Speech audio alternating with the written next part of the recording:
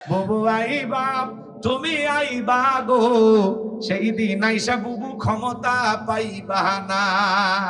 কজনাই বহবো কাদের কাকার অবস্থা খারাপ করবে যে বাবার, হাউন আঙ্কেল এখন সামনেও আসে না। নেহাতা করবি সব জেলের ভিতর, বুবু আছে ডরের ওপর, কখন জানি আসে গ্রেপ্তারি পরোয়ানা। বুবু আইবা তুমি আইবা গো, সেই দিন আইসা বুবু চিয়ার পাইবা না। কথা বলে ঠিক কিনা? হযরত ওমর ফারুক ডেকে বলেন, নবীজির কোরআনুল কারীম রিসিভ করা শেষ হয়ে গেল। নবীজি সাহাবায়ে কেরামদের দিকে মুখ ঘুরে ডেকে বলেন, আমার সাহাবীরা, এই মাত্র আসমান থেকে জিবরাইল এসে আমার উপরে সূরা আল মুমিনুনের 10টি আয়াত কারিমা নাযিল করে জানাতে গেলেন, নবী গো, এই 10টি আয়াতের ভিতরে আল্লাহ রাব্বুল আলামিন তার মুমিন বান্দাদের জন্য 7টি কোয়ালিটি নিয়ে আলোচনা করেছেন, 7টি গুণাবলী নিয়ে আলোচনা করেছেন। কোন মুমিন যদি এই 7টি গুণে গুণান্বিত হতে পারে, 7টি গুণ দিয়ে তার জীবনটাকে সাজাইতে পারেন, আমার আল্লাহ বলেন, উলাইকা হুমুল ওয়ারিসুন আল্লাযীনা ইয়ারিসুনাল ফিরদাউস হুম ফিহা খালিদুন। আমার আল্লাহ রাব্বুল আলামিন বলেন, তারাই হবেন উত্তরাধিকারী জান্নাতুল ফিরদাউসের, সেখানে তারা চিরকাল বসবাস করবেন। আমার আল্লাহ কোনোদিন তাদেরকে জান্নাত থেকে বের করে দিবেন না। চিৎকার মেরে বলুন সুবহানাল্লাহ। আর একটু জোরে বলুন না সুবহানাল্লাহ। সম্মানিত ভাইরা আমার, বাবা মারা গেলে ওয়ারিশ সূত্রে সন্তান যেরকম বাবার সম্পত্তির ভাগ পায়, কোন মুমিন যদি 7টি কোয়ালিটি দিয়ে 7টি গুণাবলী দিয়ে তারা জীবনটাকে সাজাইতে পারেন, আমার আল্লাহ রাব্বুল আলামিন তাকে জান্নাতুল ফিরদাউসের ওয়ারিশ বানায় দিবেন, জান্নাতুল ফিরদাউসের উত্তরাধিকারী বানায় দিবেন। এই পৃথিবীর জমিনে বর্তমানে বাংলাদেশে ঢাকা গুলশানে যদি কারো বাড়ি থাকে, ঢাকায় উত্তরে যদি বাড়ি থাকে, ওর মোশানি আলাদা, ভাবটাই আলাদা। গুলশানে থাকি, কথা না গুলশান উত্তরায় বাড়ি না। গোলাম রব্বানির কথা শুনে যদি আমল করতে পারেন, আজকের আলোচনা শুনে যদি বাস্তব জীবনে এই কথাগুলো আপনারা আমল করতে পারেন, জান্নাতুল ফেরদাউসের ভিতরে আপনার নামে জায়গা বরাদ্দ হবে। আপনি হবেন জান্নাতুল ফেরদাউসের ওয়ারিশ। ওয়ারিশ মানে বোঝেন? উত্তরাধিকারী। কথা কয় না, কথা কয়। বাবার সম্পত্তির ভাগ আপনি পাবেন না। আজকের আলোচনা শুনে আমল করলে জান্নাতুল ফেরদাউসে আপনার নামে জায়গা ভাগ থাকবে, জায়গা বরাদ্দ হবে। সুবহানাল্লাহ কর। ওয়াজ কি এত শোনা লাগে? শুনলে আমল করা লাগে, তাহলে তো জীবনটা পরিবর্তন হয়ে যায়। কষ্ট হচ্ছে আপনাদের? তাহলে আজকের আলোচনা যদি মনোযোগ দিয়ে শোনেন, এই 7টি কোয়ালিটি দিয়া জীবন যদি সাজাইতে পারেন, জীবনে আর কোনো মাহফিলেও যদি না যান, এই 7টি গুণাবলী যদি আপনার ভিতরে থাকে, আপনি হবেন জান্নাতুল ফিরদাউসের ওয়ারিশ। সুবহানাল্লাহ কর। কথা গোলাম রব্বানি নয়, কথা আমার মালিকের। আমি শুধু বাঁশিতে একটু সুর তুলতেছি, বাঁশিওয়ালাকে। কথা বোঝা যায়? এবার চলেন, আমার নবী তখন সাহাবায়ে কেরামদের সামনে তেলাওয়াত করে শুনিয়ে দিলেন। আমার আল্লাহ বলেন, قد فلح المؤمنون। আরেকটু জোরে কর না আল্লাহু আকবার। আমার আল্লাহ রাব্বুল আলামিন বলেন, অবশ্যই মুমিনেরা সফল। অলরেডি মুমিনেরা সফল। সফল হয়েছে তারা, ঈমান এনেছে যারা। আল্লাহু আকবার। قد فلح المؤمنون। অবশ্যই মুমিনেরা সফল। অলরেডি মুমিনেরা সফল। সফল হতে পারবে তারা, ঈমান আনবে যারা। ভালো করে বুঝবেন, আমরা বর্তমান পৃথিবীতে মানুষ ভাবি ক্ষমতা থাকলে সফল, টাকা থাকলে সফল, ব্যবসায়িক দিক দিয়ে কেউ সফল, যশ খ্যাতি, নায়ক, সুপারস্টার, ক্রিকেটার, ফুটবলার, এরা বুঝি সফল। কিন্তু না, এগুলো সফলতার মাপকাঠি না। আল্লাহর কাছে সফল হতে পারবে তারা, ঈমান আনবে যারা। আল্লাহু আকবার কর। বর্তমান পৃথিবীর সবচাইতে ক্ষমতাধর ব্যক্তির নাম হলো ডোনাল্ড ট্রাম্প, আমেরিকার প্রেসিডেন্ট। আধা পাগল। কথা কি বুঝতে পারছেন? আমেরিকার ইতিহাসে আজ পর্যন্ত কোন নারীকে তারা প্রেসিডেন্ট বানায়নি, কিন্তু ওরা তাম পৃথিবীর মানুষকে সবক দেয় যে নারী নেতৃত্ব ভালো। কথা কয় নাকি? আলহামদুলিল্লাহ, আমাদের বাংলাদেশে আর যাই হোক, আগামীতে যেই দলেরই হোক, আমাদের যেই দলেরই হোক, একটা পুরুষ প্রধানমন্ত্রী হবে, এটা আশা করি। কথা কয় নাকি? পুরুষ হবে আমাদের নেতা। কথা কয় ঠিক কি না? আর পুরুষ যদি নেতা হয় জমিনে রহমত পাওয়া যাবে, বরকত পাওয়া যাবে। কথাকে বুঝতে পেরেছেন? এজন্য নেতা আমাদের পুরুষ দরকার। মেয়ে মানুষ দেখেন না রাগ করে দেশ থেকে ভেগে যায়, এই দুঃখ রাখেন না। আরে ভাই মেয়ে মানুষ দেখেন না স্বামীর সাথে ঝগড়া লাগে, স্বামীর সংসার থেকে পালিয়ে যায়, কেসা এরকম হয় না? তো এরকম মেয়ে মানুষ রাগ বেশি, একটা দেশ থেকে ভেগে গেছে, একবারও আমাদের কথা ভাবেনি। কথা কন রাগ করতেছেন, রাগ করলে আমার কিছু করার নাই। আমার ভাইরা মনোযোগ দিয়ে কথাগুলো শুনবেন বাজার। এই পৃথিবীর সবচাইতে বর্তমানে বড় নেতার নাম হলো ডোনাল্ড ট্রাম্প। আপনাদের এলাকা একটা বাজার আছে বালিয়াঘাটা, নাকি বালিয়াঘাটা, এখানে আল্লাহর একজন বান্দা আছে যে সবজি বিক্রি করে, তরি তরকারি বিক্রি করে। আজান দেওয়ার পরে মসজিদে গিয়ে মাথা নত করে যদি আল্লাহকে সিজদা দেয়, বলেন তো পৃথিবীর বড় নেতা ডোনাল্ড ট্রাম্পের চাইতে ওই সবজি বিক্রেতা ইমানদারের দাম কম না বেশি? তার মানে কি দিয়া মাপকাঠি করলেন? যার ইমান আছে আল্লাহর কাছে তার দাম আছে, যার ইমান নাই তার 4 পয়সা মূল্য আল্লাহর কাছে নাই। ওরা ক্ষমতার দিক দিয়ে দুনিয়াতে সফল হতে পারে, মরার পরে সবগুলো বেঈমানকে পিটাইয়া জাহান্নামে দিবেন তিনি কে? এই জন্য ক্ষমতা থাকলে সফল হওয়া যাবে না, টাকা থাকলে সফল হওয়া যাবে না, যশ খ্যাতি থাকলে সফল হওয়া যাবে না। আল্লাহর কাছে সফল হতে পারবে তারা ইমান আনবে যারা। আপনার চেহারা কালো হোক, ফর্সা হোক, লম্বা হন, খাটো হন, ধনী হন, গরিব হন, তাতে কোনো সমস্যা নাই। আপনার ভিতরে ইমান আছে, আল্লাহর কাছে আপনার দাম আছে। এই জীবনে যদি আল্লাহর কাছে দামি হতে পারি, আর কিছু চাওয়ার আছে? জোরে বলে চাওয়ার আছে? তাহলে আমি বলবো সফল হয়েছে কারা? আপনারা বলবেন ইমান এনেছে যারা। সময় কম, একটি আয়াতকে বুঝাইতে গিয়ে 1 ঘন্টা লাগে, কিন্তু সময় নেই তো। মাগরিবের নামাজ খুব নিকটবর্তী, এই জন্য সংক্ষিপ্ত করে 7টা পয়েন্টই যেন বলতে পারি, তাহলে আসা বসা সার্থক হবে। তাহলে আমি বলবো সফল হয়েছে কারা? আপনারা বলবেন ইমান এনেছে যারা। বলতে পারবেন না? বলেন সফল হয়েছে কারা? সফল হয়েছে কারা? সহজ বক্তব্য। যদি আপনি জান্নাতে যেতে চান, আপনার ইমান নামের সম্পদ লাগবে। কি লাগবে বলেন? জান্নাতে যদি যেতে চান, ইমান নামের পাসপোর্ট লাগবে।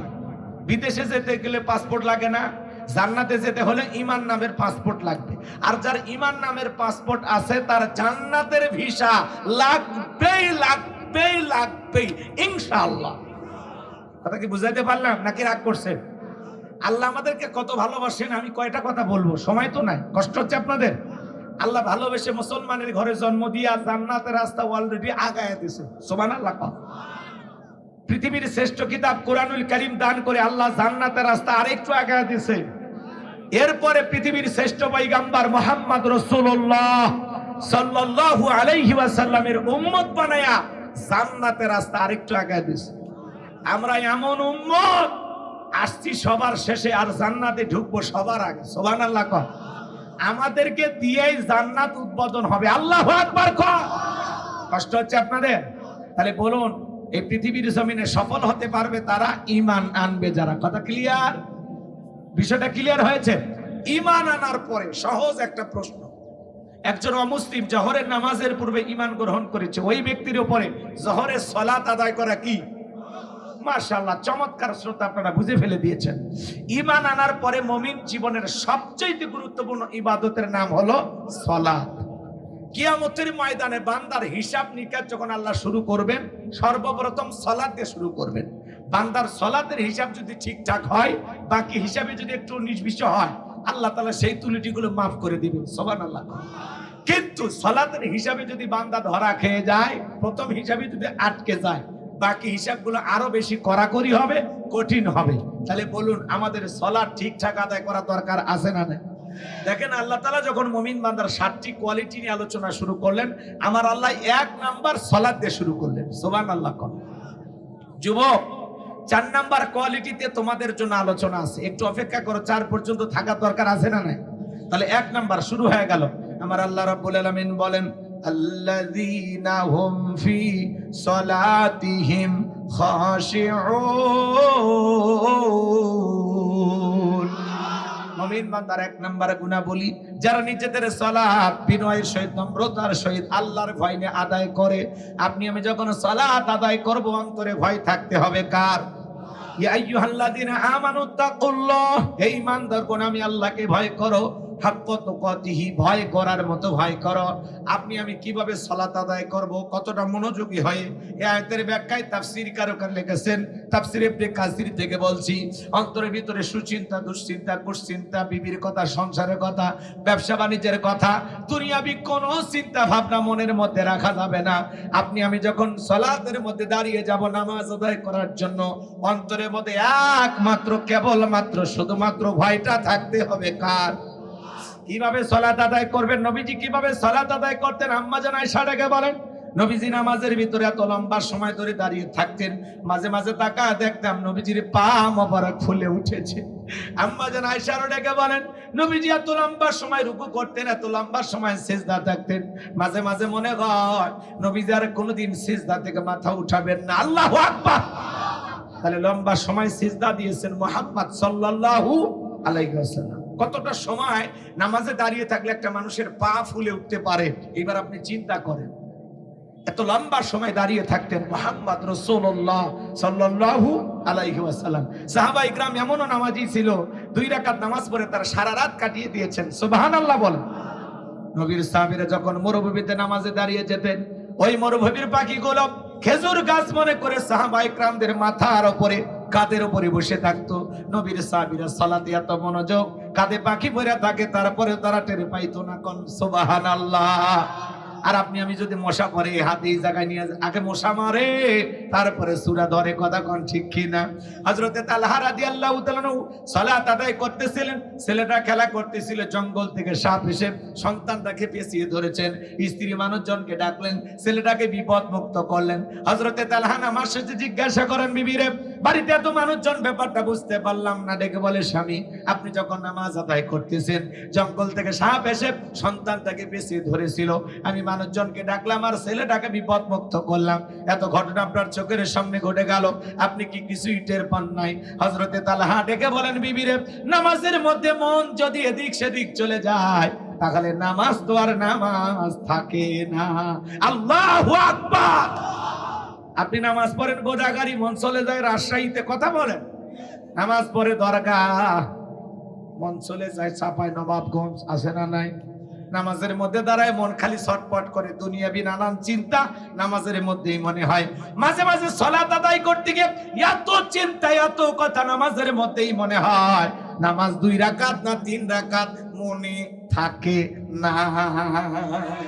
মাঝে মাঝে নামাজের ভিতরে দুনিয়াবি এত চিন্তা মনে হয়, নামাজের সিজদা 2টা দিলাম না 1টা দিলাম আর মনে থাকে না। এরকম মুসলমান আছে না নাই? বর্তমান পৃথিবীর মুসলমানদেরকে নিয়ে গবেষণা করে, বাংলাদেশের মুসলমানদেরকে নিয়ে একটা গবেষণা করা হয়েছে বাজান। কিছু কিছু মুসলমান আছে যাদের মন নামাজের ভিতরে 8 সেকেন্ডও স্থির থাকে না। আমাদের মন এত অস্থির, কথা কন না। আমাদের পাগল মন খালি ছটফট করে, নামাজের ভিতরে দাঁড়ায় নানান কথা নানান চিন্তা মনে হয়। এক চাচামি এত তারা হুড়া করে ওযু করছে, এক ঠ্যাং না ধুয়ে মসজিদে ঢুকছে, তাই সালা মসজিদ পিছলা খায়া চাচা একদিক লুঙ্গি একদিক, তাও কয় আল্লাহু আকবার। মানুষ কয় চাচাকে লুঙ্গি ঠিক করেন, কয় আগে জামাত ধরি। এরকম তারা হুড়া আছে না নাই? কত মুসলমান আছে নামাজের মধ্যে দাঁড়ায় এদিক ওদিক তাকায়, মসজিদের ফ্যান কয়টা আছে গোনা শেষ। অথচ আল্লাহ এই জায়গায় কি বলেন? আল্লাযীনা হুম ফি সালাতিহিম খাশিউন, যারা নিজেদের সালাত বিনয়ের সহিত, নম্রতার সহিত, খুশু খুজু ভাব নিয়ে, আল্লাহর ভয় নিয়ে। একটা রাষ্ট্রপতি প্রধানমন্ত্রী তার সামনে যদি দাঁড়ান, কি করবেন? দাড়ি চুলকাবেন? কি করবেন তার সামনে দাঁড়ায়? এই যে দেখছেন একটা মানুষের জবাব, আর আপনারা কি এইটুকু কথা? এটা কি কঠিন কথা? রাষ্ট্রপতির সামনে দাঁড়াইলে, প্রধানমন্ত্রীর সামনে দাঁড়ায় অবশ্যই নম্র ভদ্র হয়ে দাঁড়াবেন, যাতে বেয়াদবি না হয়। কথা বলেন না কেন? একটা রাষ্ট্রপতি প্রধানমন্ত্রীর সামনে যতটা নম্র ভদ্র বিনয়ী হয়ে দাঁড়াবেন, তার চাইতে কোটি কোটি গুণ বেশি নম্র ভদ্র বিনয়ী হয়ে সালাত আদায় করার সময় আপনাকে দাঁড়াইতে হবে। কথা বলেন। আপনি নামাজ পড়তে পড়তে দাড়ি চুলকেন, নামাজ পড়তে পড়তে টুপি ঠিক করেন, নামাজ পড়তে পড়তে লুঙ্গি ঠিক করেন, আপনার লুঙ্গি খুলে যায়, রশি লাগাবেন। কথা কন। নামাজ পড়তে পড়তে ফোন রিসিভ করে বলে হ্যালো 2 রাকাত চলতেছে। এরকম মুসলমানও আছে না? না। নামাজের ভিতরে দাঁড়াইয়া কোনো মনোযোগী নাই। ওযুখানায় কেউ ট্যাপ চালু করলে বেঁকা হয়ে দেখে, ও উত্তর পাড়ার বাদশা ভাই আইলো, হ্যাঁ হাই রে মুসলমান, এগুলো নামাজ। আর এই যে সামনে রমজান এসে রজব চলতেছে না, এই যে শাবান রমজান আইসে গেছে বলতে, এই রমজান আসলে তো প্রত্যেকটা মসজিদে মানে তারাবির প্রতিযোগিতা শুরু হয়। কথা বলেন না কেন? আছে না নাই? আছে না নাই? আপনারা 20 রাকাত পড়েন না 8 রাকাত পড়েন, আমি ওইটা বলবো না। আমি শুধু এতটুকু বলতে চাই যে তারাবির প্রতিযোগিতা শুরু হয় 2 মিনিটে 2 রাকাত, 4 মিনিটে 4 রাকাত। এই 4G 5G গতি নামাজ আছে না না? সোনার মক্কা মদিনায় তারাবি পড়লাম, সময় লাগলো 1 ঘন্টা 45 মিনিট, আর আপনার তারাবি পড়তে লাগে খালি 20 মিনিট। এমনও হুজুর আছে গতি এতই ভালো, বিদ্যুতের গতিও ফেল, 16 মিনিটেই নাকি 20 রাকাত শেষ। এরা নামাজ পড়ছে না তামাশা করছে, আল্লাহ ছাড়া আর কেউ জানে না। কথা কর, শুধু আলহামদুলিল্লাহ দলিন বোঝা যায়, মাঝখানে কি যে ভূমিকম্প চালাইছে হুজুর নিজেও জানে না। এরকম নামাজি আছে না না? তারাবি মানে নাকি তাড়াতাড়ি, মার একটা সিয়ারাত বাড়ি। তারাবি মানে তাড়াতাড়ি না, ধীরে স্থির ভাবে পড়তে হবে, বিশ্রাম নিয়ে পড়তে হবে। 4 রাকাত পড়ে পড়ে বিশ্রাম নেবেন, একটু খেজুর খান, একটু জুস খান, একটু তিলাওয়াত করেন, জিকির করেন, কথা বলেন, একটু হাঁটা চলাচল করেন, তারপরে আবার 4 রাকাত শুরু করেন। আর আপনি কি শুরু করছেন? মানে আপনি কন্ট্রাক্টর নিয়েছেন, চুক্তি নিয়েছেন, আগে শেষ করাই লাগবে। মানে 20 রাকাত শেষ না করা পর্যন্ত আপনি আর মাজা সোজা করছেন না। কথা কন লাগে ভাই? রমজান মাস হলো বোনাসের মাস, ইবাদতের মাস। যত বেশি নিজের অ্যাকাউন্টে সব জমানো যায়, কথা বলেন না কেন? যত বেশি নফল, নফল বলে ফরজের সমতুল্য সব, সুবহানাল্লাহ কম। আর সেই মাসে আসে আমরা সিটেরই বাটপারি শুরু করি। প্রত্যেক বছর ব্যবসা হোক আর না হোক, রমজানে দেখবেন দোকানদারে করে কি ব্যবসা, 11 মাসের ব্যবসা রমজান মাসে করে। পৃথিবীর অন্য অন্য রাষ্ট্রে রমজান মাস আসলে জিনিসের দাম কমায় দেয়, আর বাংলাদেশের কালো বাজার ব্যবসায়ীরা, এই অসাধু ব্যবসায়ীরা জিনিসের দাম বাড়ায় দেয়। গতকালকে কিনবেন বুট 80 টাকা, পরের দিন যাবেন 100 টাকা, এরপরের দিন 120, এরকম করতে করতে 150 পর্যন্ত ঠেকায় দেবে। চিনির দাম এখন মনে করেন কত? 100 ধরে। এই চিনি মনে করেন রমজান আসলে 150 লাগাবে, এরকম আছে না না? এই অসাধু কালো বাজার ব্যবসায়ী, এই জন্য তো এই ব্যবসায়ী হয় কি করবে? বাচ্চা হচ্ছে প্রতিবন্ধী, এত টাকা কামাই করে কি করবে? কথা বোঝেনি? ওই বিল্ডিং এ চাপা পড়ে মরবি। কথা বলে ঠিক কিনা? রমজান মাসে বিজনেস কম করো, যাতে রোজাদারেরা খেয়ে পরে বাঁচতে পারে, মানুষের সুযোগ সুবিধা হয়। কথা কয় না? আর রমজান মাসে দেখবেন ইফতারি নিয়ে তাড়াতাড়ি কারা করে? যারা রোজা নেই, 3 বেলা খাচ্ছে, 2 ঘন্টা আগেও খাচ্ছে, তাও ইফতারির দোকানের জন্য ভিড় করে। এই চোর, এই টাকা, তোর একটু লজ্জা করে না? 2 ঘন্টা আগেই না খালি, কথা আমার ভাষা বুঝলেন? 2 ঘন্টা আগে খাইলে না তে তুমি ইফতারি দোকানের সামনে, মানে আমরা আগে কিনি। এই বেরোজাদাররা যদি ইফতারি না কিনতো, ইফতারির দাম আরো কমতো। কথা কি বুঝতে পারছেন? রোজা নাই, এই গাবলা ভরে ইফতারি নেব, মানে ওর খাওয়া চুক্তি নিয়েছে। হুজুর জিজ্ঞাসা করছে, ভাই রোজা? কয় একটাও থাকতে পারি না, গ্যাস হুজুর, না খেয়ে থাকতে পারি না, প্রচুর কষ্ট হয় আমার। কিন্তু হুজুর আমি রোজা না থাকি, তারাবি না করি, কিন্তু ইফতারি খাওয়া কিন্তু মিস করি না, এটার নাকি বিশাল বরকত আছে না? না কয় হুজুর নিজেও খাই, মাঝে মাঝে অমুসলিমদেরকেও প্যাকে গিলে, এরকম মুসলমান আছে না না? আপনি ইফতারি খাওয়ার মুসলমান, আল্লাহ হেদায়েত দান করেন। চিল্লা করেন আমি। সময় নাই, এদিক সেদিক যাওয়ার কষ্ট হচ্ছে নাকি আপনাদের? তাহলে সালাত তাড়াহুড়ো করে আদায় করা, বিশ্রামের সহিত ধীরস্থির ভাবে সুন্দরভাবে আদায় করবেন, নামাজ আদায় করবেন। আমার দিকে তাকান, ফাঁসির আসামি জীবনের শেষ মনে করে যেরকম নামাজ আদায় করে, আপনি জোহরের সালাত আদায় করবেন আর মনে মনে ভাববেন এই জোহরের সালাত আমার জীবনের শেষ সালাত, আমি আসর পর্যন্ত দুনিয়াতে নাও বাঁচতে পারি। কথা বলেন ঠিক কি না? এরকম আল্লাহর ভয়ে, আল্লাহকে রাজি খুশি করার জন্য কারা কারা 5 ওয়াক্ত সালাত আদায় করবেন? 2 হাত তুলে মালিককে দেখান। আল্লাহ আমাদের সবাইকে 5 ওয়াক্ত নামাজি বানায় দেন। চিল্লা এখন আমিন। হাত নামান। এইবার মুমিন বান্দার 2 নাম্বার গুণাবলী, ওয়াল্লাযীনা হুম আনিল লাগবি মুরিদুন। মুমিন বান্দার 2 নাম্বার গুণাবলী, অনার্থক কথাবার্তা বলা যাবে না, আজে বাজে কথা বলা যাবে না। এক জায়গায় বসে 2-3 ঘন্টা গল্প করে, অমুক খারাপ তমুক খারাপ, এ ভালো না সে ভালো না, ওই হুজুর এই করছে এই হুজুর এই করছে, এরকম গীবতকারী সমালোচনাকারী আছে না নাই?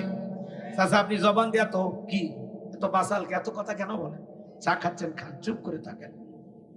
আপনি জানেন আপনার জবানের প্রত্যেকটা কথা রেকর্ড করা হচ্ছে। মা ইয়ালফিজু মিন কাউলিন ইল্লা লাদাইহি রকিবুন আতীদ। বান্দা এমন কোন কথা বলে না যে কথা রেকর্ড করার জন্য আমার ফেরেশতারা নাই। আপনার জবানের প্রত্যেকটা কথা রেকর্ড করা হচ্ছে। চাচা চা খাচ্ছেন খান, ঝড় তুইলেন না, চুপচাপ খান। এত কথা কনকে আপনি কথা বলেন না, মানে কথার বস্তা খুলছে। এরকম লোক আছে না নাই? পথের পেছালি আছে না নাই?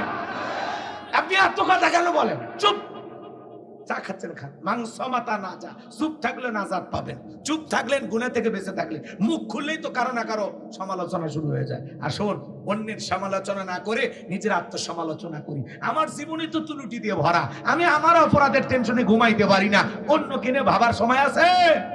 তাহলে চা খাবেন, খাবেন, গল্প করা, আজে বাজে কথা বলা, অপ্রয়োজনীয় কথা বলা, অনার্থক কথাবার্তা। মুমিন বান্দা কথা বলবে ততটুকু প্রয়োজন যতটুকু। মুমিন বান্দা জবান দিয়ে সে কথা বলবে যে কথার ভিতরে কল্যাণ আছে, যে কথা বললে সওয়াব হবে, যে কথা বললে মানুষের উপকার হবে। এরকম কথা আমরা বলতে রাজি আছি তো ইনশাআল্লাহ। মুমিন বান্দার 2 নম্বরে গুণাবলী, অনার্থক কাজ করা যাবে না।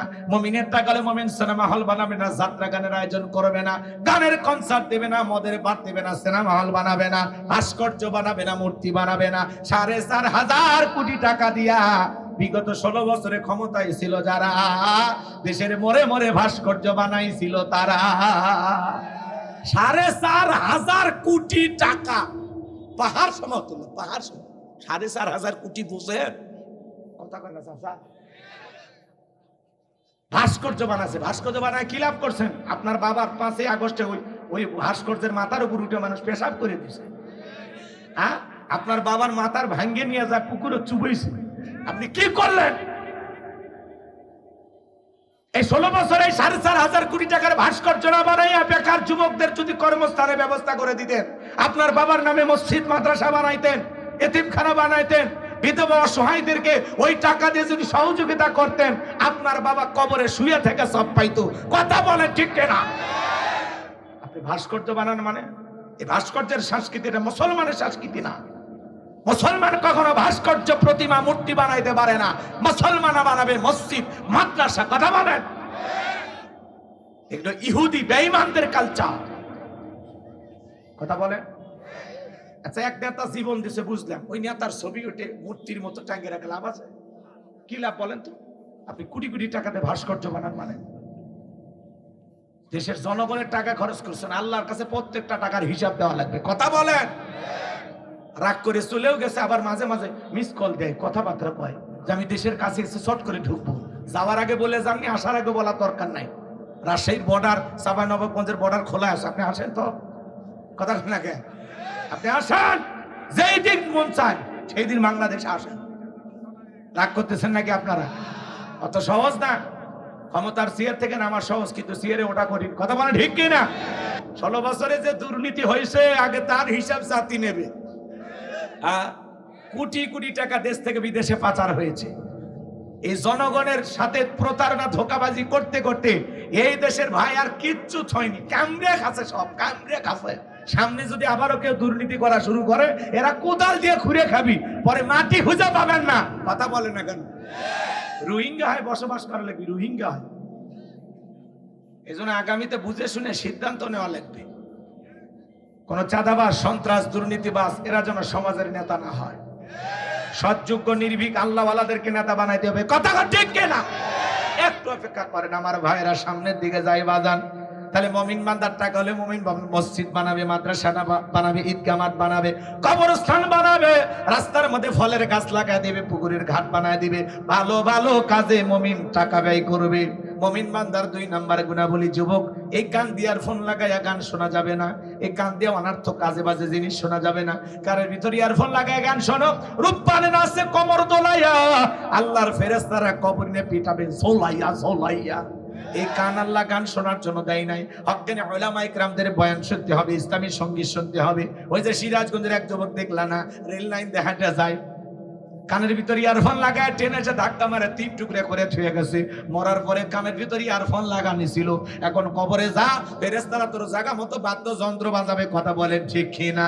এই কান আল্লাহ গান শোনার জন্য দেয় নাই, এই কান দিয়ে ভালো ভালো কথা শ্রবণ করতে হবে, ওয়াজ নসিহত শুনতে হবে। তাহলে মুমিন বান্দার 2 নাম্বার গুণাবলী, জবান দিয়ে সে কথা বলবে যে কথা বললে সব হয়, সমাজে সেই কাজ চালু করবে যেই কাজ চালু করলে সব হয়, সেইটা শ্রবণ করবে যেইটা শুনলে সব হয়। এক কথায় সব আছে যেখানে আর গুনাহ আছে যেখানে। ভালো কথা বলবো, ভালো কাজ করব, ভালোটা শুনবো, মন্দ কথা বলবো না, মন্দ কাজ করব না, মন্দটা শুনবো না। কথা ক্লিয়ার? এইবার মুমিন বান্দার 3 নাম্বার গুণাবলী। যুবক রেডি হয়, যে স্যার এসে গেছে। 3 নাম্বার, ওয়াল্লাযীনা হুম লিয-যাকাতি ফাঈলুন। মুমিন বান্দার 3 নাম্বার গুণাবলী, আল্লাহ যদি মুমিন বান্দাকে নিসাব পরিমাণে সম্পদের মালিক বানায় দেয়, মুমিন বান্দার সক্রিয়ভাবে হিসাব করে করে, মুমিন বান্দার সক্রিয়ভাবে হিসাব করে করে বছরে কয় লাখ টাকার কয় হাজার টাকা যাকাত দেওয়া লাগবে, কয় কোটি টাকার কয় লাখ টাকা যাকাত দেওয়া লাগবে, মুমিন বান্দা হিসাব করে করে বছরে যাকাত দেবে একবার। কার ভয়ে? যাকাত দেওয়া নফল না ফরজ? নামাজ আদায় করা যেমনি ফরজ, যাকাত দেওয়া তেমনি ফরজ। যাকাত আসছে দারিদ্রতা বিমোচন করার জন্য, অভাবমুক্ত সমাজ রাষ্ট্র দেশ গড়ার জন্য। যাকাত আসছে রাস্তার এই পারে 10 তলা এই পারে গাছতলা তার ব্যবধানকে দূর করার জন্য। যাকাত আসছে পথে পড়ে থাকা অসহায় মানুষের মুখে হাসি ফুটাইয়া তাদের অধিকার প্রতিষ্ঠিত করার জন্য। যাকাত আসছে দারিদ্রমুক্ত সমাজ রাষ্ট্র দেশ গড়ার জন্য। আপনি যদি দারিদ্রমুক্ত বাংলাদেশ করতে চান, সব নেতাই স্লোগান দেয় দারিদ্রমুক্ত বাংলাদেশ গড়ব, এটা আমাদের স্বপ্ন। কথা কয় না কেন? এই বলে গরিবের মনে ঢোকে। এটা যদি আপনার স্বপ্ন হয় তাহলে আপনি আসেন। অনুরোধের ভাষায় একটা কথা আপনার সাথে শেয়ার করি। বাংলাদেশকে যদি আপনি দারিদ্রমুক্ত করতে চান, এটা যদি আপনার অন্তরের কথা হয়, তাহলে আসুন। এদেশের অর্থনীতি হলো সুদ ভিত্তিক। সুদ ভিত্তিক অর্থনীতি হালাল না হারাম?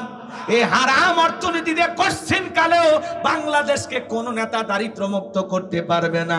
তাহলে আসুন সুদ ভিত্তিক অর্থনীতিকে লাথি মেরে বুড়িগঙ্গায় চোবাই। এরপরে আমরা যাকাত ভিত্তিক অর্থনীতি চালু করব। কথা বলেন? সুদ ভিত্তিক অর্থনীতি দিয়ে কোশ্চিন কালে বাংলাদেশ দারিদ্রমুক্ত হবে না। বাংলাদেশকে দারিদ্রমুক্ত করতে হলে যাকাত ভিত্তিক অর্থনীতি চালু করতে হবে।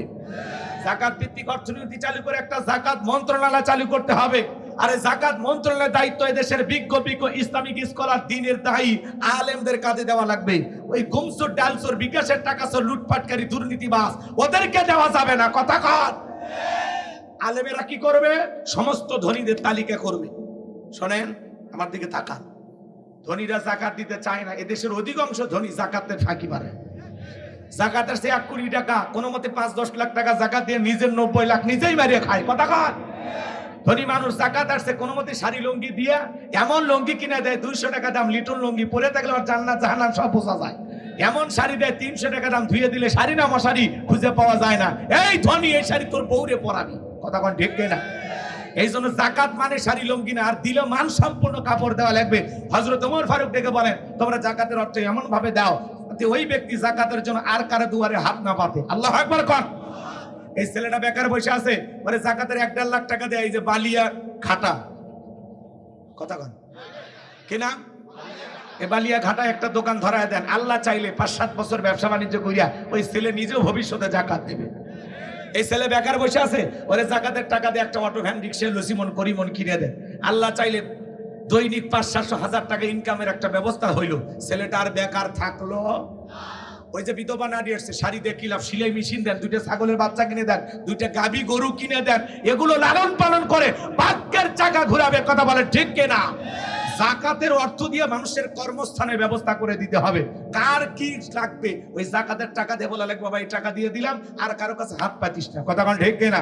আর যাকাত নেওয়ার জন্য এদিক শোনেন, গরিব বড় লোকের বাড়িতে লাইন দেবে না। বড় লোক গরিব খুঁজে যাকাত দিয়ে আসবে। এটা ইসলামের সিস্টেম। আলেমদের কেন দায়িত্ব দেবেন? শোনেন, আলেমেরা কি করবে? সমস্ত ধনীদের তালিকা করবে। বলে তো আপনার ব্যাংকের অ্যাকাউন্টে কত টাকা, বইয়ের অ্যাকাউন্টে কত, গোপন সিন্ধুকে কত, সাদা কত, কালা কত, পুঁতে রাখছেন কত। আপনার জাকাতের চেয়ে 2,75,72,500 টাকা। ধনী জাকাত দেবে না, জাকাত আদায় করা হবে। এই দেশে একটা জরিপ করা হয়েছে, যদি ঠিকঠাক ভাবে 10 বছর জাকাত কালেকশন করা হয়, ধনীদের কাছ থেকে আদায় করা হয়, আর আল্লাহ জাকাতের যে 8টা খাত দিয়েছেন সূরা তাওবায়, এই খাত অনুযায়ী যদি জাকাতগুলো বন্টন করা হয়, 10 বছর পরে বাংলাদেশে একজন গরিব মানুষ জাকাত নেওয়ার মতো খুঁজে পাওয়া যাবে না। আল্লাহু আকবার, আল্লাহু আকবার। স্বাধীনতার 54 বছর কেটে গেল, সবাই স্বপ্ন দেখায়, কেউ পূরণ করতে পারেনি। কথা বলেন। স্বপ্ন পূরণ করতে হলে জাকাত ভিত্তিক অর্থনীতি চালু করা লাগবে। আর এই অর্থনীতি কারা চালু করবে? যদি কোরআনওয়ালারা সংসদে যেতে পারে। কথা বলে। যাইতাই চালু করবে না, যাদের ভিতরে আল্লাহর ভয় আছে এরা চালু করবে। আমার দিকে তাকান, খারাপ লাগতেছে নাকি? 2 মিনিট একটা ঘটনা বলে দিই। ধনী জাকাত দেবে না, জাকাত কি করা লাগবে? আদায় করা লাগবে। মুসা আলাইহিস সালামের নাম শুনছেন? মুসা আলাইহিস সালাম কারুনকে যা বলে, কারুন জাকাত দেওয়া লাগবে। কারণ ডেকে বলে, পয়গম্বর আমি জাকাত দিতে পারবো না। মুসা আলাইহিস সালাম, যেই নবীর রাগ কম না বেশি, যে নবী রেগে গেলে মাথার টুপি বেদ করে চুল খাড়া হয়, আজরাইলকে পর্যন্ত থাপ্পড় মারে, এত সাহসী নবী। আল্লাহু আকবার কোন। সেই নবী মুসা আলাইহিস সালামের রাগান্বিত চেহারা দেখা কারণ ডেকে বলে, পয়গম্বর রাগ করা লাগবে না, কত টাকা দিতে হবে বলেন? মুসা আলাইহিস সালাম দেখে বলে, শতকরা 2.5%। ঠিক আছে, আমার একটু সময় দেন, হিসাব নিকাশ করে আপনাকে জানাবো। এই কারণকে আল্লাহ এত সম্পদ দিয়েছিল, 70টা উট লাগতো চাবি বহন করতে। চাবি যদি এত হয় তালা কত, আর তালা যদি এত হয় সিন্ধুকে মাল কত, ছোট মাথায় ধরবে না। এইবার কারণ হিসাব নিকাশ করে দেখে, যেই পরিমাণে জাকাতের টাকা আসছে, হাজার হাজার করব দিয়া সারা রাত সারাদিন যদি জাকাতের টাকা দেওয়া হয়, এরপরেও টাকা শেষ হবে না। এমনিতে কৃপণ পায়ে স্যান্ডেল দানা ক্ষয় যাবে বলে, গায়ে জামা পরে না ছিঁড়ে যাবে বলে, সেই কৃপণ কি এত টাকা জাকাত দিতে পারে না? সে একটা গভীর ষড়যন্ত্র করলো। এলাকা একটা 2 নাম্বার মহিলা ছিল, নাম হলো সবদা। সবদা নামের পতিতার কাছে যা বলে, সবদারে তোরে 2 বস্তা টাকা দিব, অ্যাডভান্স হিসেবে আজকে 1 বস্তা টাকা দিলাম, আর আগামীকালকে সাক্ষী দেওয়ার পরে আর 1 বস্তা টাকা দিব। বিনিময়ে আল্লাহ নবী মুসা আলাইহিস সালাম যেই মজলিসে দাঁড়াইয়া মানুষকে আল্লাহর পথে আহ্বান করবে, ওই ভরা মজলিসে দাঁড়াইয়া একবার শুধু বলবি, নবী মুসা দিনের বেলা বাস করে আর রাতের বেলা আমি সবদার সাথে রাত কাটাই, বাস এতটুকু কথা বললে এনাফ, বাকি যা করার আমি করব। সবদা যেহেতু 2 নাম্বার মহিলা রাজি হয়ে গেল, পরের দিন সকালবেলা আল্লাহ নবী মুসা আলাইহিস সালাম হাজার হাজার জনতার সামনে ওয়াজ করতেছেন, বয়ান করতেছেন, আল্লাহর পথে মানুষকে দাওয়াত দিতেছেন। ওই ভরা মজলিসে সবদা মুসা আলাইহিস সালামের আলোচনা শোনার পরে পাষাণ হৃদয় গইলা চোখ দিয়া পানি ঝরতেছে। বলেন আল্লাহু আকবার। কারণ ইশারাতে বলে, কয় দাঁড়া, বলেন আর একটু শুনি। 2 জন লোক পাঠায়া দিল, ওরা জোর করে যারা সবটাকে ভরা মজলিসে হাত ধরে জোর করে দাঁড় করা দিল। যখন কারণ না ফেরে দাঁড়ায়, বলে মুসা রে ওয়াজ বন্ধ কর, তাকায় দেখ 2 নাম্বার মহিলা দাঁড়াইছে। মহিলাটা 2 নাম্বার না 1 নাম্বার মুসা নবীকে জানে, রতনে রতন সেনে। এইবার সবদা বলতেছে, ও কারণ তুমি বৈশা পড়ো, আমি যেহেতু দাঁড়িয়েছি বলার জন্য আমাকে বলতে দাও। এইবার কারণ বসে বলল, সবদা বলা শুরু করে দিল, ও দেশের জনগণ শোনো দিয়া মন, আমি জীবনে কোনোদিন মুসা নবীকে দেখি নাই। আজকে মুসা নবীর আলোচনা শোনার পরে আমার পাষাণ হৃদয় গইলা, আমার অন্তর নরম হয়ে গেছে। আমি সিদ্ধান্ত নিয়েছি আর খারাপ কাজ করব না, অশ্লীল কাজ করব না। আমি তওবা করে ঈমান আনতে চাই। বলেন আল্লাহু আকবার। আলেমদের শুনে বেনামাজি নামাজি হয়ে যায়, সুদখোর ঘুষখোর ভালো হয়ে যায়, বেপরদায় চলে মা বোনেরা পর্দা করে, এমন কিছু ডাকাত পর্যন্ত ভালো হয়ে যায়। কথা বলেন ঠিক কি না? আমার ভাইরা, যে কথা বলতে চাচ্ছিলাম, আল্লাহর নবী মুসা আলাইহিস সালামকে ডেকে বলে, ও আল্লাহর নবী মুসা, আপনার বিরুদ্ধে এ কারণ কি করেছে আপনি শোনেন। এবার সবাই বলতেছে, একটা গোপন তথ্য ফাঁস করে দেই। গতকাল রাত্রিতে কারণ আমার বাড়িতে গিয়েছিল, আমারে 1 বস্তা টাকা দিয়েছে অ্যাডভান্স হিসাবে, আজকে সাক্ষী দিলে আর 1 বস্তা টাকা দেবে, বিনিময়ে আমাকে এই কথা বলতে হবে। নবী মুসা দিনের বেলা ওয়াজ করে আর রাতের বেলা আমি সবদার সাথে রাত কাটাই, কিন্তু আপনাদেরকে সাক্ষী রেখে বলতেছি, মুসা নবীর চরিত্র ফুলের চাইতে পবিত্র। বলুন আল্লাহু আকবার। আমাকারু আমাকারাল্লাহ আল্লাহু খায়রুল মাকিরিন।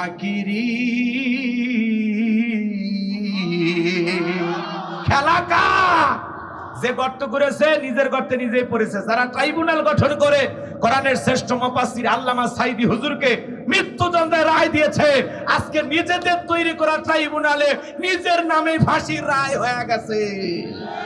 খেলা কার? খালি সময় সময় সময়, একটু সময়ের উপর ছেড়ে দেয়া লাগে। আল্লাহ আসমান থেকে এমন খেলা খেলে দিল, কি কন কথা কয় না। আপনি কখনো ভাবছিলেন যে এই ট্রাইব্যুনালে শেখ হাসিনার বিরুদ্ধে ফাঁসি রায় হবে? আপনি কল্পনা করছেন? ওপরওয়ালা খেলে দিছে। আল্লামা সাইদি হুজুরের বিরুদ্ধে ফাঁসি রায় হয়েছে, দেশের 2 শতাধিক মানুষ জীবন দিয়েছে। আর ওনার বিরুদ্ধে ফাঁসি রায় হলো, দেশের মশাও মরে না। কথা কন, উল্টো আরো জনগণ মিষ্টি খায়। কি প্রধানমন্ত্রী আর কি জনগণ, উল্টো আরো জনগণের শোক প্রকাশ করা দরকার, কিন্তু জনগণ তো খুশি ছিল না। কথা বলেন। এক নেত্রী মারা গেল, বেগম খালেদা জিয়া, লক্ষ লক্ষ মানুষ জানাজায় গেল, আলেম ওলামা কফিন কাঁধে নিল, দোয়া করলো অন্তর থেকে। এত মানুষের দোয়া ভালোবাসা, 54 বছরের ইতিহাসে এত বড় জানাজা হয়নি। 3 সাবেক প্রধানমন্ত্রী বেগম খালেদা জিয়ার ভাগ্যে যে জানাজা জুটেছে। কথা বলে ঠিক না? কারণ উনি কখনো আলেমদের বিরুদ্ধে, ইসলামের বিরুদ্ধে একটি কথাও বলেননি, একটি কাজও করেননি, কোন আলেমকে সেলখানে বন্দি করেনি। কথা বলে ঠিক না? এই জন্য দেশের মানুষের দোয়ার ভালোবাসা পেয়েছেন। আর আপনি হুজুর দেখতেই পারেন, কি যে হয়েছে আল্লাহ জানে। কথা কয় না কে? হ্যাঁ, হুজুর দেখতেই পারে না। কি রাগ করছে? আল্লাহ হেদায়েত দান করুক। ওই দেশে আছে, থাক, ভালো থাক। তাদের দেশে আছে, পৃথিবীর কোন মুসলিম দেশে তো বালিয়ে যেতে পারেনি। তাও বুঝতাম যে সৌদি আরবে গেছেন, ওমরা করতেছেন, তওবা তাকেদা পড়তেছেন। কি খান, এমন এক দেশে গেছেন, কথা কয় না কে? হ্যাঁ, আমার ভাইয়েরা গভীর মনোযোগ দিয়ে কথাগুলো শুনে যান বাজান। যে কথা বলতে চাচ্ছিলাম, মুসা নবী রাগান্বিত হয় আল্লাহকে ডেকে বলেন, আল্লাহ চাইতে গেছিলাম যাকাত, আর আমার বিরুদ্ধে এত বড় অপবাদ মেনে নেওয়া যায় না। আপনি জমিনকে অর্ডার দেন, জমিন যেন কারণকে গ্রাস করে ফেলে, সম্পদ সহ। আল্লাহ দোয়া মঞ্জুর করলেন, কারণে ধন সম্পদ হাঁটু পর্যন্ত জমিনের ভিতরে চলে গেছে। ও বলে ব্যাপার না, উঠতে পারবো। কোমর পর্যন্ত, মাজা পর্যন্ত চলে গেছে। ও বলে ব্যাপার না, উঠতে পারবো, দেহে শক্তি আছে।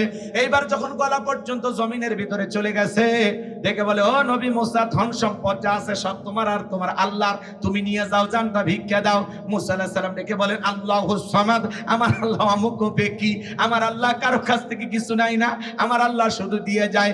কারণ রে, তোর ধন সম্পদ জমিনের ভিতরে চলে যা, আর পৃথিবীর ইতিহাসে সাক্ষী থাক, তোর মতো যারা স্বর্ণ রূপার টাকা পয়সা জমা রাখবে, আল্লাহ রাস্তায় খরচ করবে না, কঠিন কিয়ামতের ময়দানে তুই কারুনের কাতারে দাঁড় করা, আল্লাহ তাদেরও বিচার করবে। কথা বলেন ঠিক কিনা?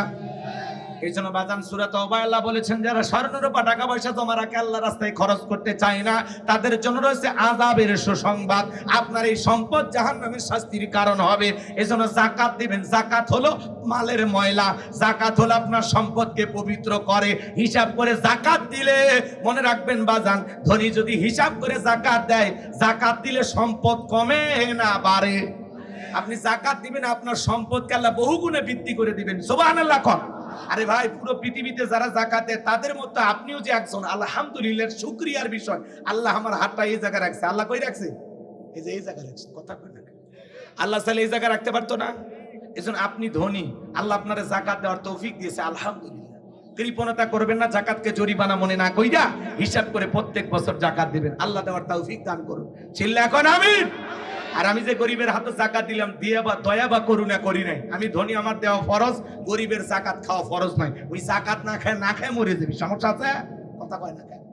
আপনি গরিবের হাতে যাকাত দিয়েছেন, গরিব আপনার যাকাতটাকে গ্রহণ করিয়া আপনাকে ফরজ ইবাদত পালনের সুযোগ তৈরি করে দিয়া ওই গরিব বড় লোক দয়া করছে। কথা বলেন ঠিক কিনা? বিধায় দাম্ভিকতা অহংকার না করে হিসাব করে আমরা যাকাত দিব। আল্লাহ দেওয়ার তৌফিক দান করুন। আল্লাহ যাকাত দেওয়ার মতো অর্থ আমাদেরকে দান করেন। চিল্লা বলেন আমিন। এইবার 4 নাম্বার, যুবক রেডি? লিল্লাহি তাকবীর।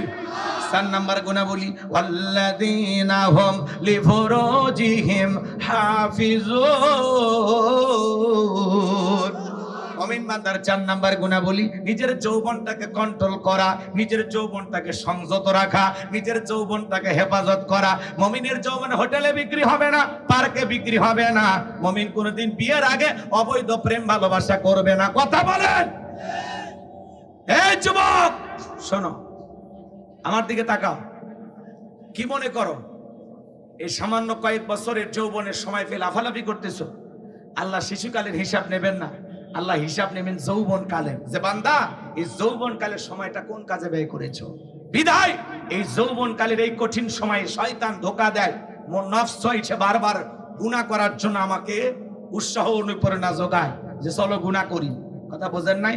কিন্তু নিজের নফসকে বুঝাইতে হবে যে না, গুনাহ করা যাবে না। এই যৌবনকালের কঠিন সময় নিজেকে কন্ট্রোল করে রাখতে হবে, গুনাহ করা যাবে না, গুনাহ মুক্ত যৌবনকাল কাটাইতে হবে। আপনি যৌবনকালে গুনাহ করতে ভালোবাসেন আর যৌবনকালের ইবাদত আল্লাহ পছন্দ করে, তাহলে আল্লাহ যদি আমার যৌবনকালের নামাজ ইবাদত বন্দেগী পছন্দ করে, তাহলে আমি যৌবনকালে ইবাদত করব কার? আল্লাহ যদি আমার এই যৌবনকালটাকেই ভালোবাসে, তাহলে আমি আল্লাহর ভালোবাসার জন্য যৌবনকালের কঠিন সময় কুরবানি করতে পারবো তো ইনশাআল্লাহ? আরে ভাই, বৃদ্ধকাল যৌবনকালে যদি ঠিকঠাক ইবাদত করেন, বুড়া বয়সে যদি একটু ইবাদতে তুলুটিও হয়, এই যৌবনকালের ইবাদতের ওসিলায় আল্লাহ বৃদ্ধকালের সামান্য তুলুটিগুলো মাফ করে দিবেন। কথা বুঝাইতে পারলাম? কিন্তু আপনি এমন এক সময় যান, এখন আছে আমরা টাইট করতেছেন আল্লাহর সাথে ফাইট। কি মনে করেন এই কাঁচা দাড়ি একদিন সাদা হবে না? কথা বলেন এখন, এই কাঁচা দাড়ি একদিন সাদা হয়ে যাবে, টাইট চামড়া একদিন ঢিল হয়ে যাবে, যৌবনে পড়ে যাবে ভাটি। কথা বলেন ঠিক কিনা? 70-80 বছরের মুরব্বী চাচাকে যদি বলে চাচা 2000 টাকা দিব, চলেন পৌষ মাস মাঘ মাস একটু ওই যে পুকুর থেকে গোসল করে আসেন, চাচা বলবে হাতি যে ওই 2000 টাকা গোসল করে নেওয়ার মতো শক্তি থাকবে তো? কথা কয় না। কিন্তু একটা যুবককে যদি বলেন যুবক 2000 টাকা দেবো, যুবক বলবে যে কাপড় খুলছি টাকা বের করেন, কারণ যুবকের একটা পাওয়ার আছে, স্পিরিট আছে। কথা বলে ঠিক কিনা? মুরব্বী চাচা চাচিমা যদি শীতের দিনে গরম পানি করে দেয়, চাচার ভাগে ওযু আছে নামাজ আছে, গরম পানি নাই, ওযুও নাই, নামাজও নাই, কিন্তু যৌবনকালের ভরা যুবক ঠান্ডা পানি দিয়ে ওযু বানাইয়া মসজিদে যাওয়ার ক্ষমতা আছে না নাই? যারা বলেন আছে না না? মুরব্বী হয়ে গেছেন, বৃদ্ধ মানুষ, মন খারাপ করবেন না, লাঠি ধরে মসজিদে যাইতে যাইতে জামাতি শেষ, জামাতি শেষ। আর তুমি যুবক 1 মিনিট লাগে না মসজিদে যাইতে। তাহলে যুবক বৃদ্ধকালে আপনি রুকুতে থাকতে পারেন না, বয়স হয়ে গেছে, বেশিক্ষণ রুকুতে থাকলে মনে হয় পড়ে যান, বেশিক্ষণ সিজদা থাকলে হাঁপানি, হুস ফাউস করে দম আটকে মনে হয় মারা যাবে, এরকম একটা ভাব। কিন্তু যৌবনকালে এই সমস্যাগুলো হবে না। কথা বলে না কেন? পুরো একদিন আমাদেরকে সবাইকে হওয়া লাগবে, আমরা সবাই একদিন বৃদ্ধকালে উপনীত হব, আল্লাহ যদি হায়াত দেয়। চাচারা মন খারাপ করবেন না, চাচা যৌবনের সুন্দর দিন আপনারও গেছে, আপনি হয়তো ভুলে গেছেন। হ্যাঁ, ওই যে পদ্মা নদীর পারে সোহেলা নৌকা চড়িয়া, ওই যে যখন 22 বছর 25 বছর বয়স ছিল, ওই যে গেলেন না চরের ভিতরে, সাথে কে যেন ছিল, কথা কয় নাকি? ওই দিনের রেকর্ড এখনো ফেরেশতারা করে আছে। এই যুবক, এই কার হাত ধরে সাফিনা পার্কে বসে থাকলি, কার জন্য গোলাপ ফুল নিয়ে ঘুরলি 14 ফেব্রুয়ারিতে, সব রেকর্ড আছে। কথা বলে ঠিক? পিতা মাতার চোখকে ফাঁকি দিতে পারবে আসমান জমিনের মালিক আল্লাহর চোখকে ফাঁকি দেওয়া যাবে? আল্লাহর কুদরতি চোখকে ফাঁকি দেওয়া যাবে? আপনি যেখানে বসে যা করতেছেন, এই যুবক ওই যে আম বাগানের ওই সাইডে সেদিন কে যেন ছিল সাথে, কথা কয় না কেউ? এটা কেমনে দেখছে? আমি দেখি নাই। আপনি যা যা করেছেন গোপনে প্রকাশ্যে সব ফেরেশতারা লিপিবদ্ধ করে রাখছে। এজন্য হযরত আলী রাদিয়াল্লাহু তাআলা বলেন, তোমরা যৌবনের কারণে গুনাহ করো, একদিন তোমাদের যৌবন থাকবে না, আমলনামায় গুনাহ ঠিকই লেখা থাকবে। কথা বলে ঠিক কি না? আমার ভাইরা গভীর মনোযোগ। যৌবনের পরীক্ষা দিয়েছিলেন আল্লাহর নবী ইউসুফ আলাইহিস সালাম। জুলেখা একটা গোপন কক্ষে নিয়ে যা বলে, দিলে বড় জ্বালা রে পাঞ্জাবিওয়ালা, হুজুর তো কিছুই বোঝে না, হুজুর সবই বোঝে, নারীর ছলা কলা বোঝে না। কথা বলে ঠিক কি না? এইবার জুলেখা ইউসুফ আলাইহিস সালামের কাছে যা বলে, ইউসুফ তোমার চোখ দুটো ভারী সুন্দর। ইউসুফ আলাইহিস সালাম ডেকে বলেন, এই চোখ যে আল্লাহ সৃষ্টি করেছে সে আল্লাহকে ভয় করো। এবার জুলেখা নিজের কাপড়ে করেছিলেন, দেবতার মুখগুলো ঢাকতেছে। ইউসুফ আলাইহিস সালাম ডেকে বলে, কাপড়ে ঢাকিলে তুমি দেবতার মুখ, কি দিয়া ঢাকিবা তুমি বিধাতার মুখ। এবার জুলেখা কাছে আসে, ইশারা ইঙ্গিতে কি যেন বুঝাইতে চায়। ইউসুফ আলাইহিস সালামের অন্তরে কার ভয়? ইন্নিয়া খাফুল্লাহ, অন্তরে আল্লাহর ভয় নিয়ে আল্লাহর পয়গম্বর ডেকে বলেন, আল্লাহ নিজের ইজ্জত আর সম্মানকে বাঁচানোর জন্য সামনে দৌড় মারার দায়িত্ব আমার, আর আপনার কুদরত থেকে তালা খুলে দেওয়ার দায়িত্ব আপনার। ইউসুফ আলাইহিস সালাম আল্লাহর উপরে তাওয়াক্কুল করে নিজের ইজ্জতকে বাঁচানোর জন্য সামনে দৌড় মারলেন। আল্লাহর কুদরত থেকে প্রত্যেকটা দরজার তালা খুলে গেল। এইবার জুলেখা শেষ দরজায় পিছন থেকে মারছে থাবা, ইউসুফ আলাইহিস সালামের জামা ছিঁড়ে গেল। ইউসুফ নবী বলে, জামা ছিঁড়ে যায় যাক, ইজ্জত দেওয়া যাবে না। কথা আছে, যেখানে বাঘের ভয় সেখানে রাত হয়। শেষ দরজায় জুলেখা তাকায় দেখি তার স্বামী আজিজ মিসর দাঁড়ায় আছে। স্বামীকে দেখা মাত্রই জুলেখা নাকা কান্নার অভিনয় শুরু করে দিল। কিছু কিছু মহিলা দেখেন না, কথা বলার আগে কান্দা দেয়, দুনিয়া তোমার কেউ নেই, কেউ নেতে বাঁচে আছো কৃষক।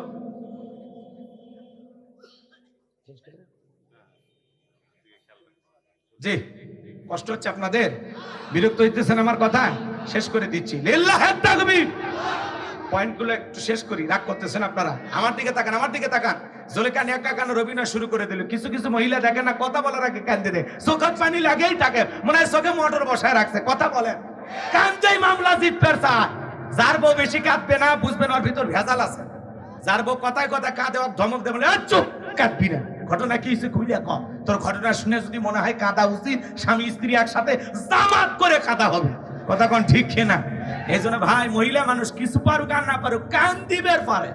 জুলেখা নেকা কান্নার অভিনয় করে ডেকে বলে, ও স্বামী, ইউসুফকে ছেলের মতো দেখতাম, আজকে সুযোগ পায় আমার ইজ্জতের দিকে হাত বাড়াইছে, আর একটু দেরি হয়ে গেলে সর্বনাশ হয়ে গেছে। মিথ্যা দর্শনের অপবাদ দিয়া, লম্বা ঘটনা বাজার, সংক্ষিপ্ত কথা, মিথ্যা দর্শনের অপবাদ দিয়া ইউসুফ আলাইহিস সালামকে 9.5 বছর জেলখানায় বন্দী রেখেছিল জুলেখা। আজও পৃথিবীর জমিনে আলেমদেরকে ধর্ষণের আসামি বানাইয়া জেলখানায় বন্দী করবে যারা, এ যুগের জুলেখা তারা। কথা কোন ঠিক কিনা? এজন্য যুবক, পা দুটো আগায় দাও। আমি তোমাদের পা ধরে বলে যাই, পুলিশে ধরলে বাঁচবি, র্যাবে ধরলে বাঁচবি, কিন্তু কোন নারীর ছলনার ফাঁদে, মায়ের জালে, রূপের জালে একবার যদি পাটা আটকে যায়, ফান্দে পড়িয়া বকা কান্দে রে, সারা জীবন কেঁদেও ওই কালনাগিনীর বিষাক্ত সবল থেকে তোরা বাঁচতে পারবি না। বর্তমান পৃথিবীর নারীরা ছেলেদের ভালোবাসে না, ওরা ছেলেদের মনে এখন ব্যবসা বাণিজ্য খুলছে। এ কথা কর না কে? যে যত দামি গিফট করে তারে তত বেশি ভালোবাসে। কথা কর। ভালোবাসাটাকে বিজনেস বানাচ্ছে, বিজনেস। রাগ করতেছে? আকাশের রং ধনু যেরকম মুহূর্তে মুহূর্তে রং বদলায়, এখনকার নারীরা মুহূর্তে মুহূর্তে পুরুষ পাল্টায়। কথা কোন ঠিক কিনা?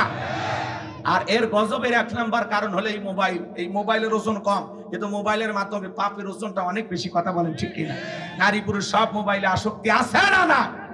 তরুণ তরুণী, যুবক যুবতীগুলো রাতের আধারে একা একা জানালা দরজা লাগাইয়া কম্বলের ভিতরে, ল্যাপের ভিতরে ঢুকে সেই ভিডিও। কথা বলেন আছে না? নাই আছে না? নাই। এই মোবাইল, আমাদের মোবাইলের ওজন কম, কিন্তু মোবাইলের মাধ্যমে পাপের ওজনটা অনেক বেশি। ঘন্টায় ঘন্টায় মানুষ এখন মোবাইলের সময় ব্যয় করতেছে। আছে না? নাই। আমি কি 1 লাইন বলবো? রাগ করবেন না? বলবো। দেশে মোবাইল আইছে, চিঠি বন্ধ হইয়াছে, দিওয়ানা বানাইছে, পোলা মাইয়ার মনের কথা হাসে বাতাসে।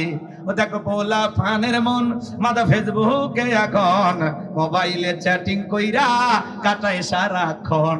এই মোবাইল পাইয়া দেখো মদনের মাইয়া, এই মোবাইল পাইয়া দেখো রমজানের মাইয়া কি কাণ্ড ঘটাইছে, স্বামী সংসার রাইখা নাকি পালায়া গেছে, স্বামী সন্তান রাইখা নাকি পলায়া গেছে। 2 বাচ্চার মা, 4 বাচ্চার মা পরকীয়া প্রেম করে আরেকটা ছেলের হাত ধরে পালিয়ে যায়। আছে না? নয়।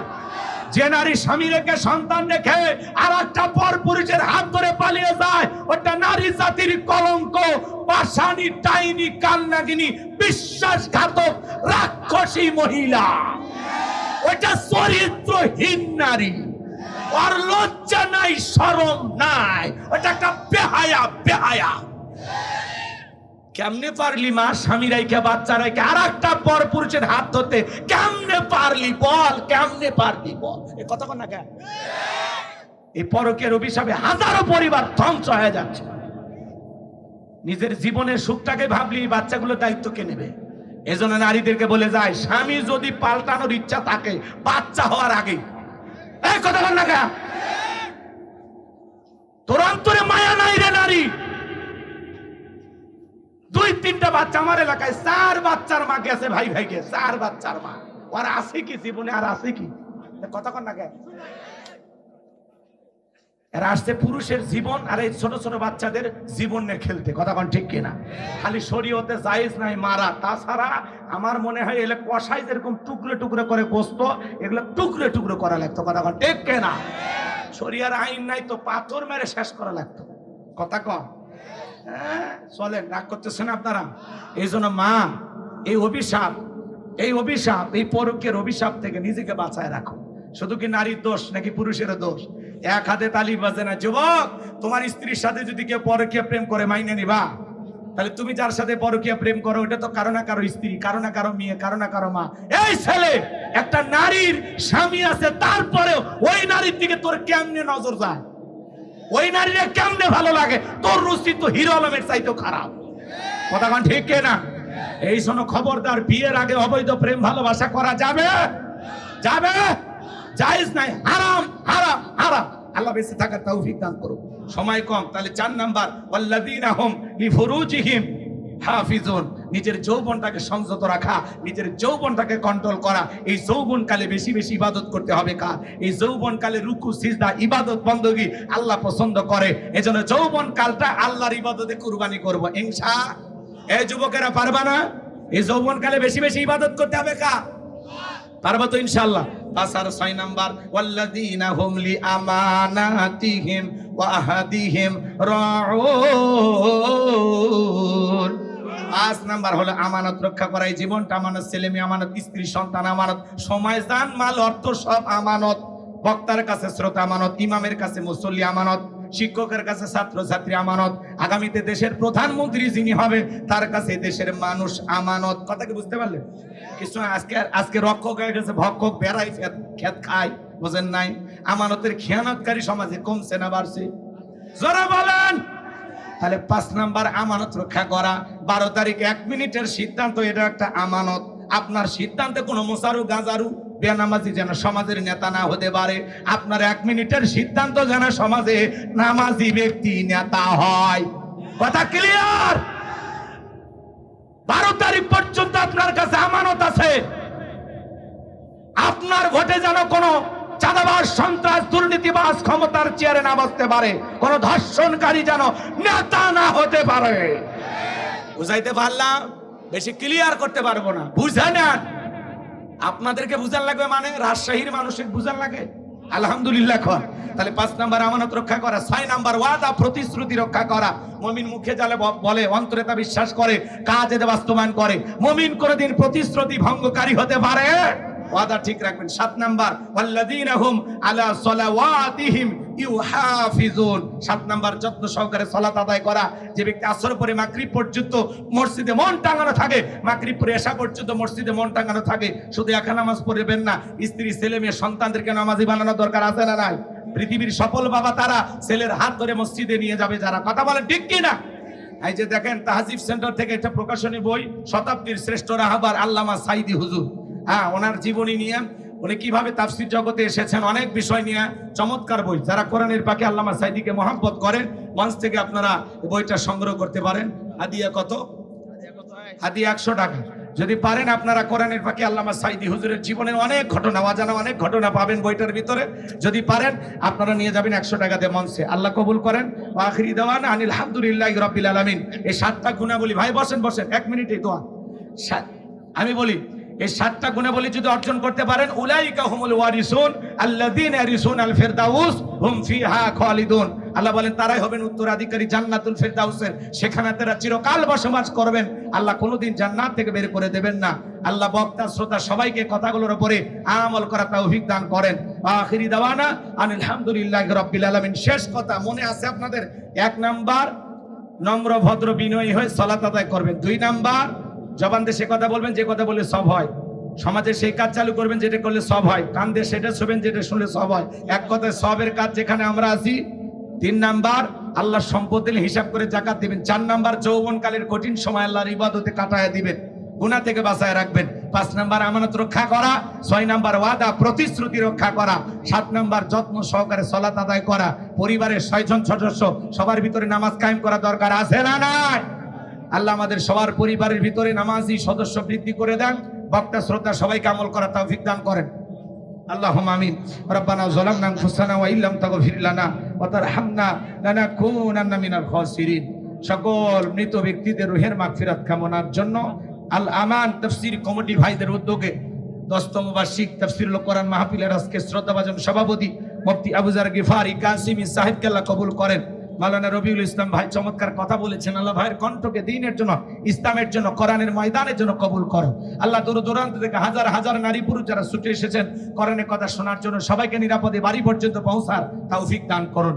আল্লাহ আজকের মাহফিলে নগদে বাকিতে যত মানুষ টাকা পয়সা দান করেছে, মা বোনেরা সহ, আল্লাহ সকলের দানগুলো কবুল আর মঞ্জুর করে নাও। এই দানের ওসিলা করে কোটি কোটি টাকার মালিক বানায় দাও। আমাদের আত্মীয় স্বজন যারা কবরে চলে গেছে তাদেরকে মাফ করে দেন। পিতা মাতা যাদের কবরে চলে গেছে, আল্লাহ আদরে আব্বা আম্মার কবর জান্নাতের বাগান বানায় বানায় দেন। রব্বিরহামহুমা কামা রাব্বায়ানি সগীরা, ওয়া রব্বিরহামহুমা কামা রাব্বায়ানি সগীরা। আল্লাহ আমাদের পিতামাতা যাদের বেঁচে আছে পিতামাতার খেদমত করার তৌফিক দিয়ে দেন, পিতামাতার খেদমত করে তাদের মুখে হাসি ফোটায় জান্নাত অর্জন করার তৌফিক দিয়ে দেন। তামাম পৃথিবীর মুসলিম উম্মাহকে হেফাজত করেন, বাংলাদেশের মসজিদ মাদ্রাসা কবুল করেন। আল্লাহ এই জমিনকে কোরআন আর ইসলামের জন্য কবুল করেন। চর্মচোখে একবার দেখতে চাই কোরআন দিয়ে দেশটা চললে কেমন দেখা যায়। আল্লাহ এই জমিনকে কোরআন আর ইসলামের জন্য কবুল করেন। দলমত নির্বিশেষে আল্লাহ এই দেশের উপরে শান্তি আর রহমত বরকত নাজিল করেন। আমাদের চলার পথকে নিরাপদ বানায় দেন। আমার আতিক শাহাদুত আব্দুর রহিম ভাইকে আল্লাহ কবুল করেন, আমার রবিউল ভাইকে আল্লাহ কবুল করেন। যে যুবকেরা কষ্ট করে দিনরাত পরিশ্রম করে জান্নাতের বাগান সাজিয়েছেন, আল্লাহ প্রত্যেকটি যুবকের ঈমান খালিদ বিন ওলীদের মতো বানায় দেন, আমির হামজার মতো কবুল করেন। এই তাফসীর কমিটির সকল যুবকদেরকে আল্লাহ দ্বীনের মুজাহিদ বানায় দেন। আল্লাহ মাহফিলকে আগামী বছর আরো বড় পরিসরে সাজানোর তৌফিক দিয়ে দেন। আল্লাহ তাআলা যতটুকু সূরা আল মুমিনুন থেকে বলেছি আল্লাহ এর উপরে বক্তা শ্রোতা সবাইকে আমল করার তৌফিক দেন। আমাদের জানা অজানা ছোট বড় তামাম জিন্দেগীর সমস্ত গুনাহগুলো দয়া করে মাফ করে দেন। ওই কঠিন জাহান্নামের আগুন থেকে আমাদেরকে মুক্তি দেন। রব্বানা সরিফান্না আযাবা জাহান্নাম ইন্না আযাবাহা কানা গরামা। রব্বানা আতিনা ফিদ দুনিয়া হাসানাতাও ওয়া ফিল আখিরাতি হাসানাতাও ওয়া কিনা আযাবান নার। সুবহানা রাব্বিকা রাব্বিল ইজ্জাতি আম্মা ইয়াসিফুন ওয়া সালামুন আলাল মুরসালিন ওয়ালহামদুলিল্লাহি রাব্বিল আলামিন।